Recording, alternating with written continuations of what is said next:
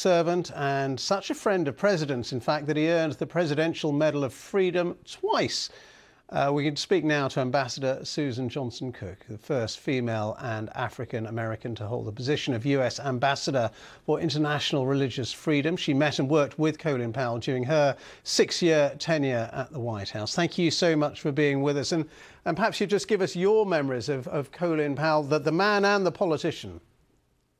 Well, thank you for having me. My condolences first to Mrs. Alma Powell and their children and grandchildren. My condolences in heart. I got to meet her as well with him.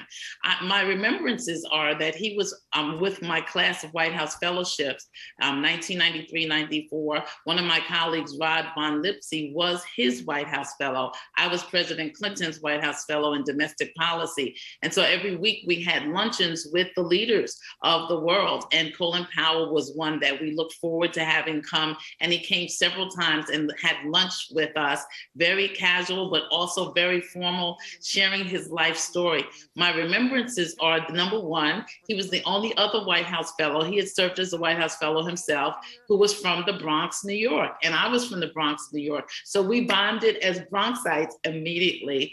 And as my tenure continued in the White House, we continued to work together and walk together around President Clinton.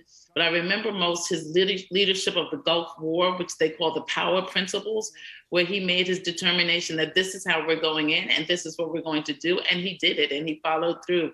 So his leadership was admired by not just those in the military, but those of us watching. And so as you see, he came out and he created a global and civic leadership program for young people. That's how he sat with us. We were young leaders, just really trying to find out how government worked, how the world worked, and he gave us his time and his talent. Lastly, I remember him because the 100 Black men of New York were under the leadership of Luther Gatling and Reverend Jacques de Graaf, honored me and Colin Powell and the Tuskegee Airmen about 1997. And we were on the stage together, again, the two Bronxites sitting next to each other.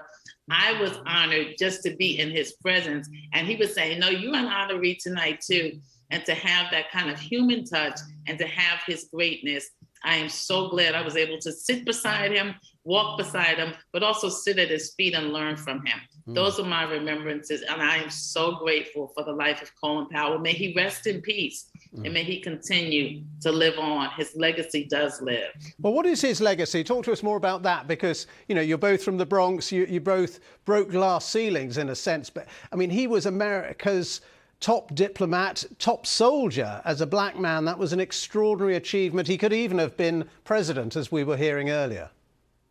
Yes, well, and I think that's what made him great, and what made his legacy was that he made decisions that were priorities for his life. His family was important to him. He knew running for the presidency would have its toll and take its toll on his life and his family.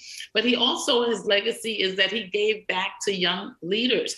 And he was America's diplomat. He didn't have the term ambassador, but he had a better term, Joint Chiefs of Staff, Secretary of State. And because I was a U.S. ambassador, I just tried to follow in his footsteps, just knowing that, as he said, the pottery barn, that when you go into a country, you're breaking lives. If you break it, you also own it. And so there were many lives that were broken because of war and other things. And so learning as a diplomat how you go into a country and how you receive it and who you bring the mission back to. We're on assignment as we go. It's not there because we're popular. We're there because we're on a mission. And so I learned those things from him. I believe that's his legacy. He understood what he was called to do. He did it with greatness and with fervor. And I will always be grateful that I was able to follow such a man and his leadership. And he was a reluctant warrior, but he did support the war in 2003 against Saddam and Iraq, and he went to the United Nations to make the case for that war, which he later regretted. How much of a blot on his career do you think that was? You know, I mean, until you brought it up, so many people don't remember that, actually. I mean, it happened, and there are regrets in leadership, but you make the best decision at the time you can. What's great about him is his transparency, that he came back and said, I did regret making that decision. Also, he was transparent about his education. He was like, look, I'm not a West Point graduate. I couldn't have gotten in. City College, you know, in New York City is where I went. But because of ROTC, he climbed his way to the top and he earned his position. So those are kinds of things we talk about legacy, that not everyone is born into a certain family and has a silver spoon handed to them. Some people work their way to the top and they earn the respect of the world. And he was one of those leaders that earned the respect not only of the United States, but of the world. He's a world leader who will be missed. And a great American, as his family have said. Ambassador, thank you so much for your time. Ambassador Susan Johnson-Cook there with memories of Colin Powell, who has died at the age of 84 in the United States.